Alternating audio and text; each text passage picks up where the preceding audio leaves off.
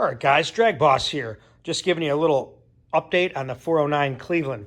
You saw it run on Mike Week's stand. Things sounded healthy. I was ready to go to the dyno the following week, and I've mentioned this before on some of my live broadcasts, but I wanted to check it over to make sure there was no issues with it. So I went ahead and I pulled the carb off the intake, and it looked like there might have been some reversion there. It just did not look right.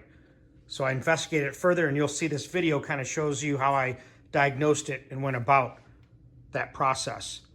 So hopefully you'll get some information from it and learn something. But she's ready to go back together. I just checking to make sure there's no rust. But I appreciate you guys stopping by DragBoss Garage live with Uncle Tony last night, sharing our conversation. Learned a lot of information and different things from different people. Lots of people are into what we're doing. So this could get big, could be a lot more discussions going on. So check out his channel, check out mine. Also, Unity Motorsports Garage YouTube channel. John Wilborn's got a channel. We're going to work with him. Stay tuned, guys. So here's what I found when I pulled the carb off.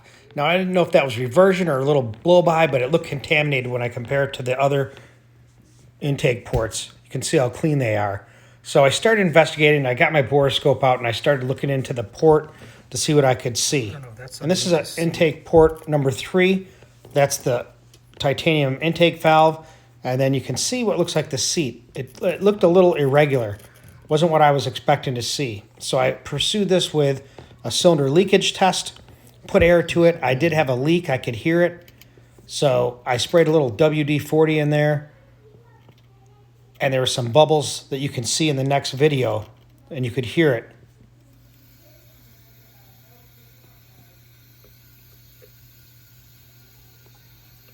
So at that time, I said, I got to figure this out. So I ended up pulling the head.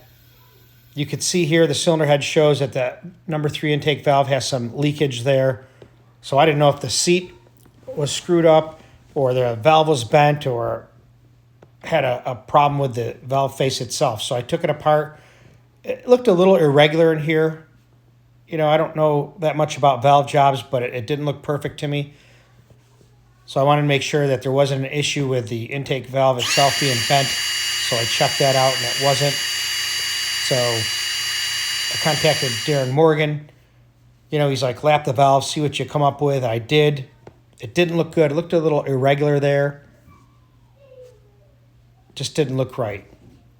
So I figured I better pull this thing down while I got it apart. I don't want to waste a lot of time. But I did do So I put the valve back in and the checking spring, put some water in there to test it. The valve was not leaking, even from underneath. It's dry right now. It was dry, so I confirmed that. I don't know if there was a piece of debris there. Either way, it looked not right to me, so I got it taken care of. Sent it to BES. Darren Morgan's there. Should be done this week.